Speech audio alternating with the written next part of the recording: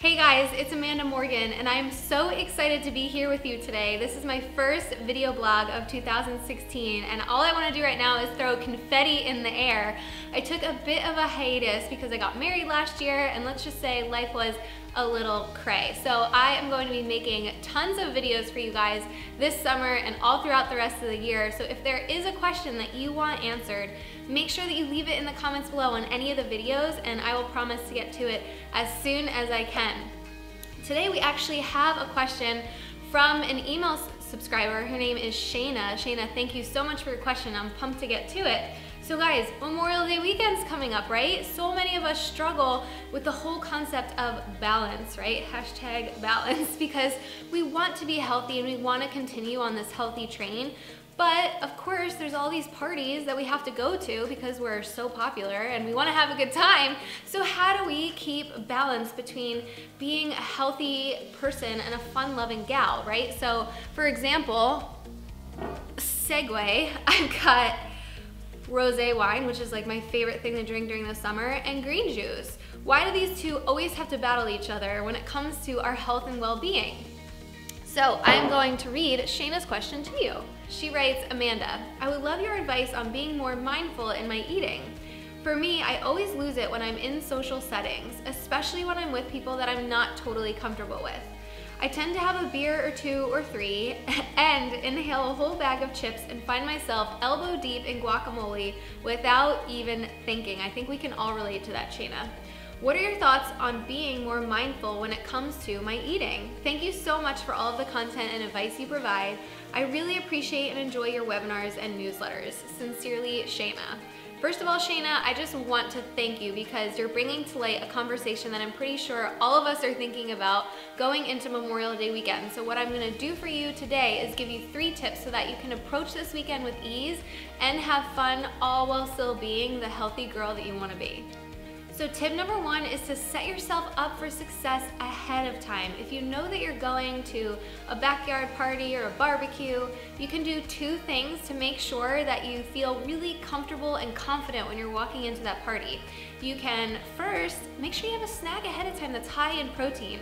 This way, when you get there and you see all of this delicious food, you're not super ravenous. You've already had a snack, you feel somewhat satiated, and you're not going to feel like you have to go eat everything in sight. The second part of that tip is to maybe bring something with you as a gift to the host or hostess to offer that A, will be healthy for everyone else, but B, will also ease your mind a little bit knowing that maybe you're bringing, you know, some grass-fed beef sliders for people to try, or an organic salad, or coleslaw that you make with, you know, homemade mayo, something that is super, super healthy in your own mind.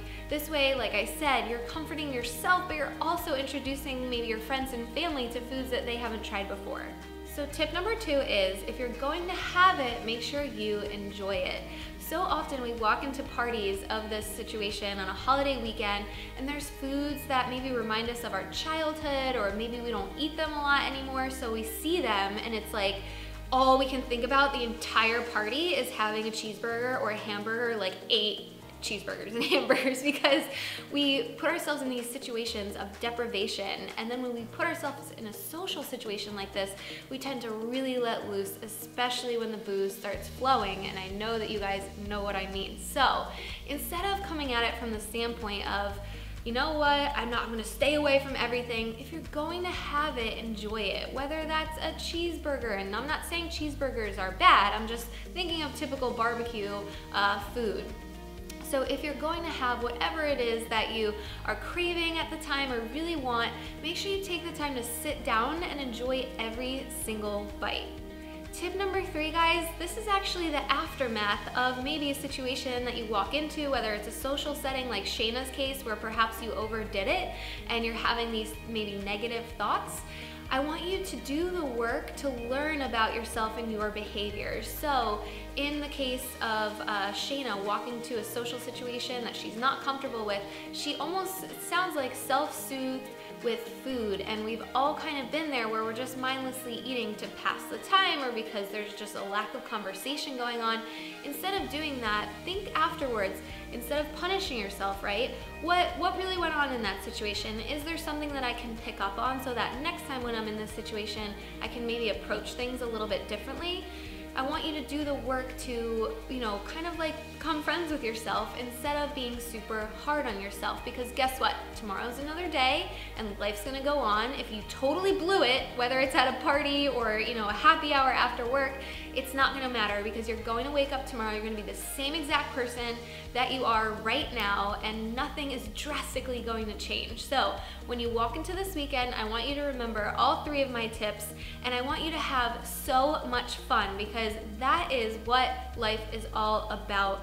As I always tell my clients, do your best and don't stress. If you're doing your best and you know that you're making healthy decisions most of the time, then that's great, and that's all that I can ask for as your nutritionist. And like I said, if you have a time where things didn't go as planned, take the lessons away from that and move on, because there's no point on harboring on any of that. That's just negative stuff that we don't need in our lives. Thank you so much for tuning in, guys. I'm pumped for next week's video. We're talking about smoothie mistakes that you might be making, so make sure that you tune in, make sure that you subscribe to the YouTube channel, and I'll see you next week.